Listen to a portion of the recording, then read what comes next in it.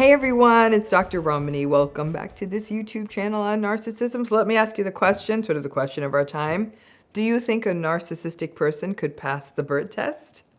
So do you think a narcissistic person can pass the bird test? Drop your thoughts on that in the comment section.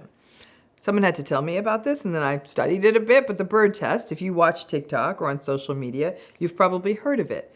It refers to the basic premise that if you are looking out and about or looking out the window and tell your partner something about like, what a lovely bird that you see out the window or in a tree or on a walk together, and that you're supposed to pay attention to their reaction. Do they stop to notice the bird that you pointed out to and even share in the observation or the admiration of it? Or do they ignore you and just keep doing whatever it is that they're doing? It's nothing specific about the bird. It's just the ordinariness of seeing something like a bird, like any ordinary thing you might point out to a partner. It's really a metaphor for whether your partner will attend to you when you're pointing something out to them, especially something ordinary, and attempting to engage them. Now, some of you may be familiar with Gottman's model of working with couples. And in Gottman's model, this is sort of called a bid, right? An attempt to engage a partner. And when you do this bid, does the partner engage with you, engage with your bid, and turn toward you and engage with you, even about something as low stakes as a pretty bird? And Gottman's research apparently finds that happy couples will engage with the bids from their partner, while this happens less so in the couples who go on to break up. So, just like all things narcissistic, there's what happens in happy, or healthy, I should say, really, healthy, normal, or even healthy-ish relationships, and there is what happens in narcissistic relationships. So again, drop it in the comments if you haven't. What's your guess? What would a narcissistic person do, your partner do, if you bird tested them? The answer may not be as simple as you think.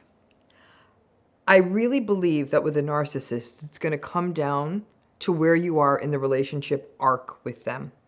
If it's the beginning of the relationship and you are acutely in the love-bombed phase, they may actually make the effort to engage with your bird pointing out behavior. Narcissistic folks can engage in good, engaged behavior for short sprints, enough to win you over or earn your trust, or to show you what a great partner they are in front of other people.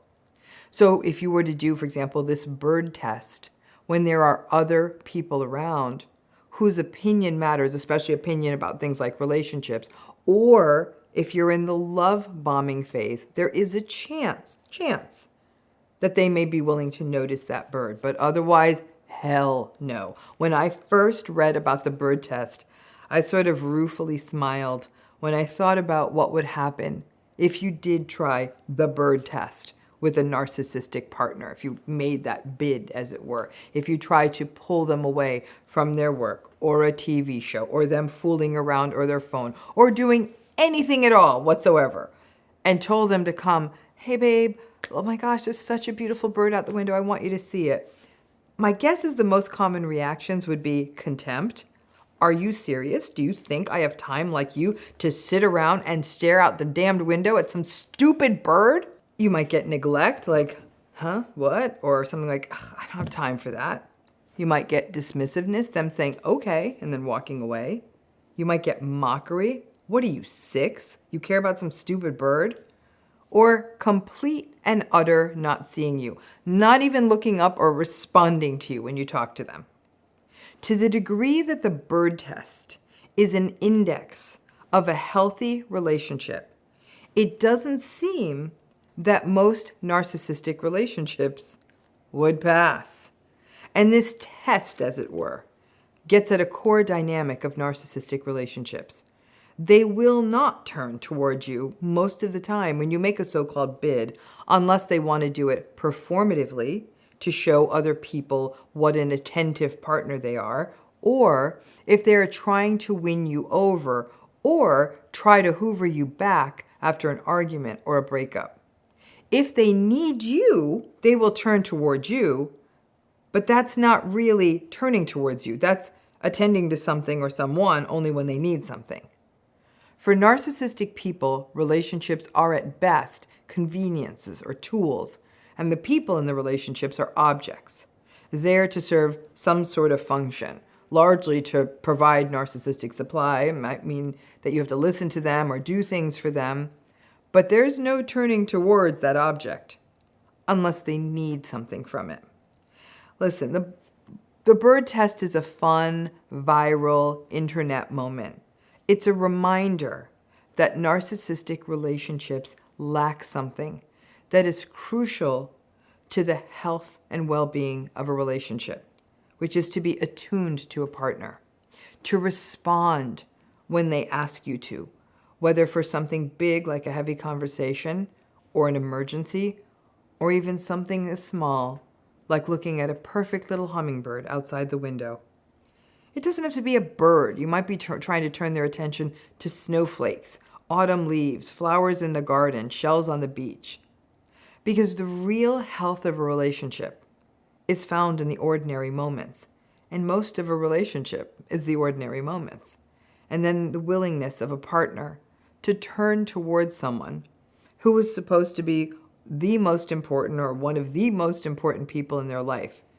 They should be willing to turn towards them, whether it's for a bird or a tsunami, and hear them and attend to them. For narcissistic people, pulling them away from their phone or their social media scrolling or their TV watching or their video game playing or navel gazing or whatever the hell they're doing is pretty much impossible. I am not even going to give the cruel guidance of advising people to try the bird test with a narcissistic partner, because it'll be just one more hurtful reminder of how unattuned these relationships can be. But it's also a reminder of how engagement and attunement work and why they're so necessary in healthy relationships. A big part of healing from these relationships is to allow yourself to mine the beautiful moments around you and be present in them. And perhaps the grief is that this is a process, the enjoyment of the beautiful things of life, that you could not now or ever engage in with a narcissistic partner without being brushed off. And even if we take this out of the partner realm into your childhood with a narcissistic parent, for example, if that's relevant, think about that. Think about how children attempt to engage their parents into the ordinary, simple things.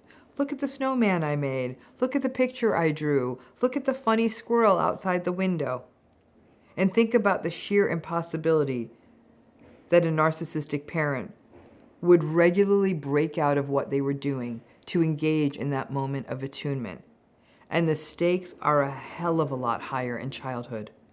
Those misattunements, as they accumulate over time, result in a child not being able to develop a strong, subjective sense of self, may negatively impact their social development, and leave them with a sense that they are not seeable or noticeable or worthy.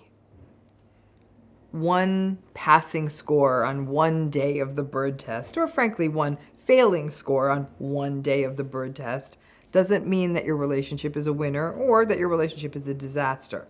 Like all data, you need more than just one data point.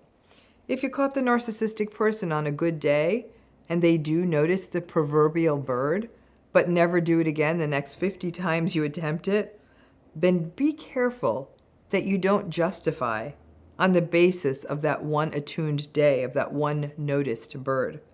And if you have a partner that 8 to 9 times out of 10 does stop and notice and attune and engage for small moments when you do make a so-called bid, and maybe once or twice may not be engaged because may not do it because they're engaged in some sort of demanding task again, then don't write your relationship off as unhealthy. But I can confidently say that the vast majority of narcissistic partners and frankly narcissistic people in your life will not pass the many bird tests over time. And to always remember That just because they're not attuning to you, doesn't mean that you're not valuable, but because they will only attune to what works for them in any given moment. So all I can say is happy bird watching.